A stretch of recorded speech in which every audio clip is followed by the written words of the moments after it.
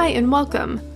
So in this video we're going to talk about the other Pythagorean identities, specifically the ones that use our other trig functions. So we already have that sine squared of theta plus cosine squared of theta equals 1, and this is our trigonometric Pythagorean identity for sine and cosine. But we do have corresponding identities for the other four trig functions.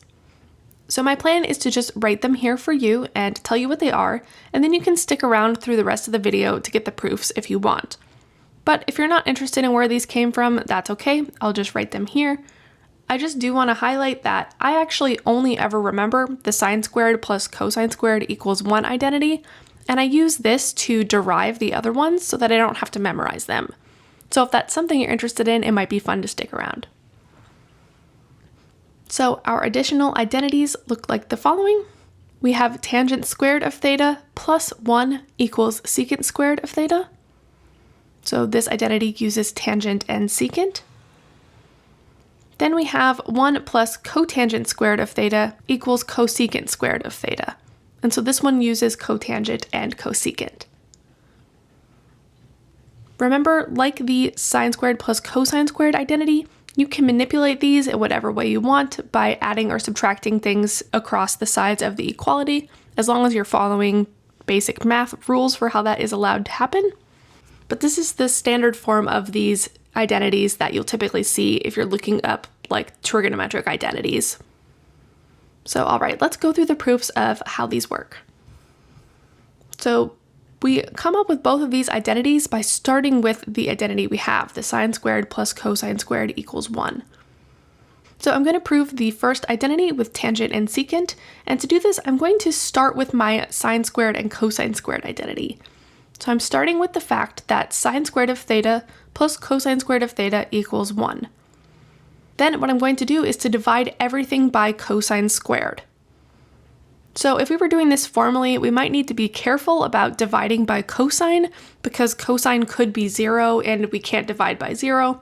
So there is a little bit here to be careful about if we were being really formal, but this works well enough if you're just trying to do a simple proof and kind of understand the basic idea. So we divide both sides by cosine squared, and when I distribute that cosine squared, I'm getting sine squared over cosine squared plus cosine squared over cosine squared equals 1 over cosine squared. And from here, we're just going to simplify using what we know about our trig functions. So the first term I'm going to write as sine over cosine, the whole thing squared. Then when I do cosine squared divided by cosine squared, that's just 1. And then on the right hand side, I'm going to write this as 1 over cosine and this whole thing being squared. So we know that sine over cosine is tangent, so I have a tangent squared plus 1. And then we know that 1 over cosine is secant, so I'm going to have that secant squared. And this is how we get our identity. So we have tangent squared of theta plus 1 equals secant squared of theta. And there we go. I'll draw my box to indicate that we finished the proof.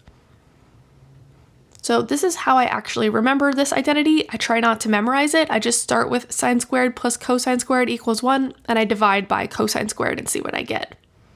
I guess this does rely on you knowing that 1 over cosine is secant and sine over cosine is tangent, but I have those things in my brain. I remember those things a little easier than remembering tangent squared plus 1 equals secant squared. So personally, I'm just trying to rely on the things that are easier for me to remember, but that might be different for you. Okay, let's repeat this process for the second identity with the cotangent and the cosecant. This is going to look very similar, but instead of dividing by cosine squared, we're going to be dividing by sine squared. So I start with sine squared plus cosine squared equals 1, and I divide everything by sine squared.